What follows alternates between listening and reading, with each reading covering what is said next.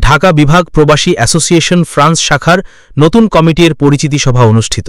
আহমেদ মাসুদের পাঠানো তথ্য, ভিডিও চিত্রে দেখুন বিস্তারিত। ১৩ জুলাই ক্যাথসীমার বটতলা মিলনায়তনে ঢাকা বিভাগ প্রবাসী অ্যাসোসিয়েশন ফ্রান্স শাখার নতুন কমিটি ২০২৫-২৮ পরিচিতি সভা অনুষ্ঠিত হয়। বিপুল সংখ্যক প্রবাসীদের উপস্থিতিতে সভায় সভাপতিত্ব করেন সংগঠনের সভাপতি জনাব আহসানুল হক বুলু এবং পরিচালনা করেন সাধারণ সম্পাদক ফারুক খান ও সিনিয়র যুগ্ম সাধারণ সম্পাদক এস.এম. মিল্টন সরকার। অনুষ্ঠানে প্রধান অতিথি হিসেবে উপস্থিত ছিলেন সিরাজুল ইসলাম মিয়া। পবিত্র কোরআন তেলাওয়াতের মাধ্যমে সভার কার্যক্রম শুরু হয়। পরে সম্মিলিতভাবে জাতীয় সঙ্গীত পরিবেশন করা হয়।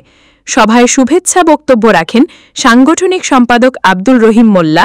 বিশেষ অতিথি হিসেবে বক্তব্য রাখেন মানিক মিয়া, শাহেদ আলী, শামীম মোল্লা, আসাদ আলম বেপারি, জিন্না মিয়া, আবু বকর দুদু, ফরিদুর রহমান, শামসুল হক হামিদ, আপেল শিকদার, আব্দুল মান্নান খান ও আরও অনেকে।